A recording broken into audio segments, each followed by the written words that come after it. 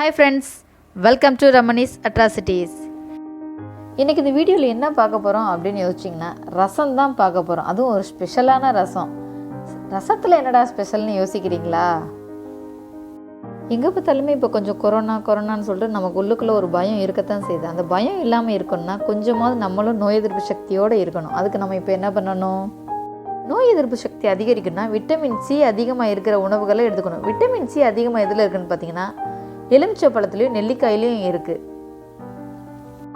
இந்த எலுமிச்சை, நெல்லிக்காய், அப்புறம் இஞ்சி, இந்த மூணையும் வச்சு தான் இந்த ஸ்பெஷலான ரசம் இன்றைக்கி பண்ண போகிறோம். வாங்க அந்த ரசம் எப்படி பண்ணணும்னு பார்க்கலாம். ரசம் பண்ணுறதுக்கு ஒரு கடாயை அடுப்பில் வச்சுக்கோங்க. 2 ஸ்பூன் எண்ணெய் சேர்த்துக்கோங்க. எண்ணெய் கொஞ்சம் சூடாகிற வரைக்கும் வெயிட் பண்ணுவோம்.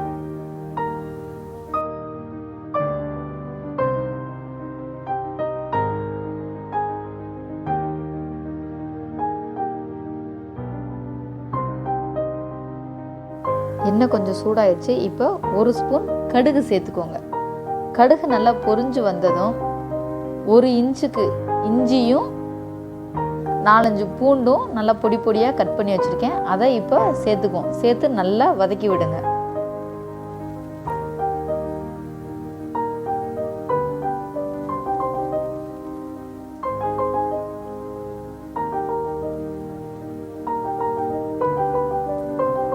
இஞ்சியும் பூண்டும் ஓரளவு நல்லா வதங்கிக்கிட்டு இருக்கும்போது கொத்தமல்லி ஒரு கைப்பிடி அளவுக்கு நல்லா க்ளீன் பண்ணி வச்சுருக்கேன். அதையும் சேர்த்து நல்லா வதக்கி விட்டுக்கோங்க.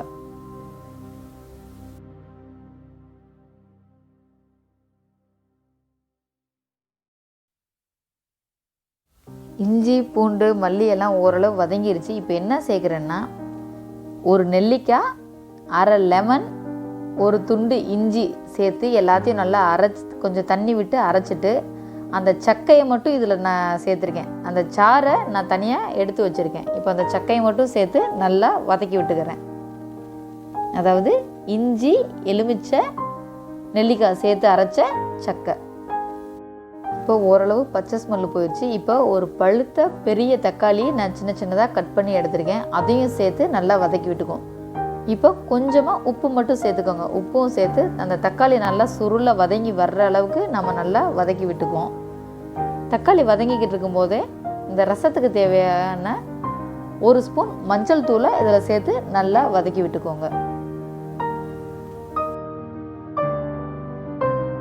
தக்காளி ஒரு பக்கம் வதங்கிக்கிட்டு இருக்கட்டும். அதுக்குள்ளே நம்ம ரசத்துக்கு தேவையான அந்த ரச பேஸ்ட்டு நம்ம ரெடி பண்ணிக்குவோம். ஒரு 5-6 பூண்டு, 2 பச்சை மிளகாய், கொஞ்சமாக கொத்தமல்லி, கொஞ்சமாக கருவேப்பிலை, 1 ஸ்பூன்லேருந்து 2 ஸ்பூன் மிளகு, 1/2 ஸ்பூன் ஜீரகம் சேர்த்து நல்லா அரைச்சி எடுத்துக்குவோம்.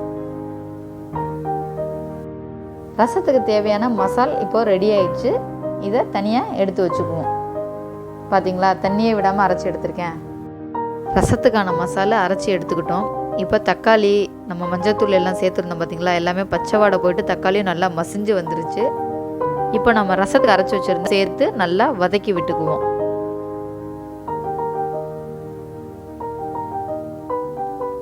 இப்போ எல்லாம் ஓரளவு நல்லா வதங்கிக்கிட்டு இருக்கு. என்னடா காரத்துக்கு 2 பச்சை மிளகாய் தானே சேர்த்தோம்லாம் யோசிக்காதீங்க.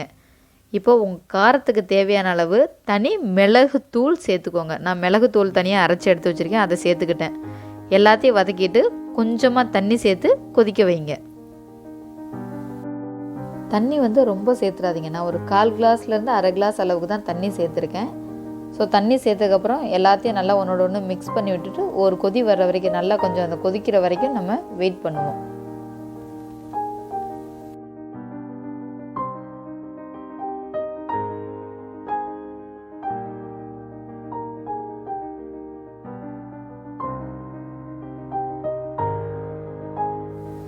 இப்போ பச்சை வாடையெல்லாம் போயிடுச்சு பாருங்களேன். எல்லாம் ஒன்றோட ஒன்று நல்லா மிக்ஸ் ஆகி நமக்கு நல்ல ஒரு பேஸ்ட்டாக கிடச்சிருச்சு. இந்த ஸ்டேஜில் நீங்கள் புளி தண்ணி சேர்த்துக்கோங்க.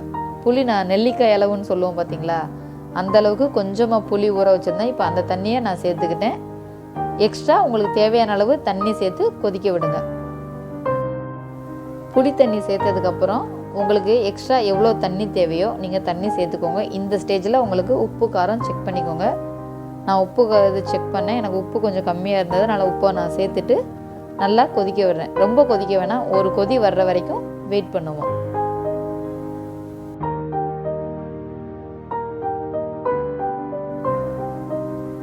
உப்பு எல்லாம் சேர்த்து நல்லா இப்போ கலந்து விட்டுட்டேன்.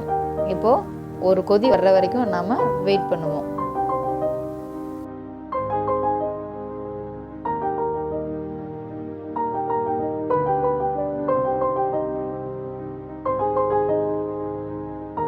ரசம் இப்போ சுற்றி கொஞ்சம் கொஞ்சமாக கொதிக்க ஆரம்பிச்சிருச்சு. ரொம்ப கொதிக்க விட வேணாம். இந்த ஸ்டேஜில் நீங்கள் அடுப்பை ஆஃப் பண்ணிடுங்க. ஒரு மூடி போட்டு மூடி வச்சுருங்க. அடுப்பை ஆஃப் பண்ணிடலாம். ரசம் வைக்க ஆரம்பித்தோம் பார்த்தீங்களா, அப்போது நெல்லிக்காய் இஞ்சி பேஸ்ட்டுன்னு சொல்லிட்டு ஒரு பேஸ்ட்டு போட்டு நம்ம அரைச்சோம் பார்த்தீங்களா. அது எப்படி ரெடி பண்ணணுன்னா, இந்த ஒரு நெல்லிக்காய், ஒரு துண்டு இஞ்சி, அரை எலுமிச்சம்பழம் மிக்ஸி ஜாரில் நல்லா அரைச்சிட்டு கொஞ்சமாக தண்ணி விட்டு அரைச்சிட்டு அதை வடிகட்டி எடுத்துக்கிட்டோம். அந்த வடிகட்டி எடுத்த தண்ணி தான் இந்த பாத்திரத்தில் இருக்குது. அந்த பேஸ்ட்டை நம்ம எண்ணெயில் முன்னாடியே போட்டு வதக்கிட்டோம். இப்போ இந்த தண்ணியை நம்ம எப்போ சேர்க்க போகிறோன்னு பார்த்தீங்கன்னா, இப்போ ரசம் மூடி வச்சுருக்கோம் பார்த்தீங்களா, ஒரு 5லேருந்து 10 நிமிஷம் கழித்து இந்த சாறை நம்ம ரசத்தில் சேர்த்துக்குவோம். அடுப்பு ஆஃப் பண்ணிவிட்டு இப்போ ஒரு 10லேருந்து 15 நிமிஷம் ஆச்சு. இப்போ நம்ம நெல்லிக்காய் இஞ்சி சாறு எடுத்து வச்சுருந்தோம் பார்த்தீங்களா, அந்த சாறை இந்த ரசத்தில் ஊற்றி நல்லா கலந்து விட்டுக்குவோம். கொஞ்சமாக மல்லித்தலை தேவைன்னா நீங்கள் தூவி விட்டுக்கோங்க. தூவி விட்டுட்டு அடுப்பை க்ளோஸ் பண்ணி வச்சுருங்க. அவ்வளோதான், சூப்பரான ரசம் ரெடி ஆயிடுச்சு.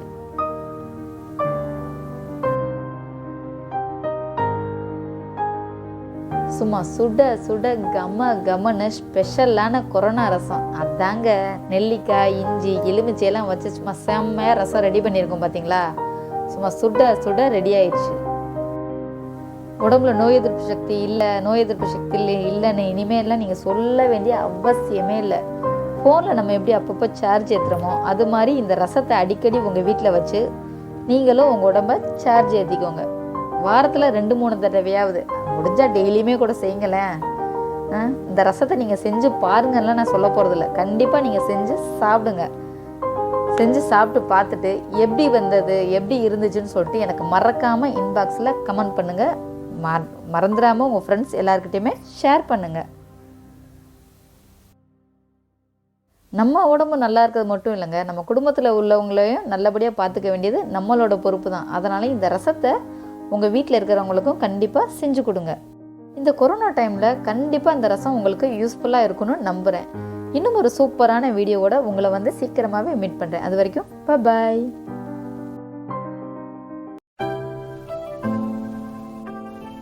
இந்த வீடியோ உங்களுக்கு பிடிச்சிருந்துச்சுன்னா லைக் பண்ணுங்கள். உங்கள் ஃப்ரெண்ட்ஸ் எல்லாருக்கிட்டையுமே ஷேர் பண்ணுங்கள். மறக்காமல் எப்படி இருந்துச்சுன்னு சொல்லிட்டு கமெண்ட் பண்ணுங்கள். நம்ம சேனலை இது வரைக்கும் சப்ஸ்கிரைப் பண்ணாதவங்க RamAnis Atrocitiesக்கு சப்ஸ்கிரைப் பண்ணிக்கோங்க. கூடவே வர பெல் பட்டனை கிளிக் பண்ணிக்கோங்க. தேங்க்ஸ் ஃபார் வாட்சிங்.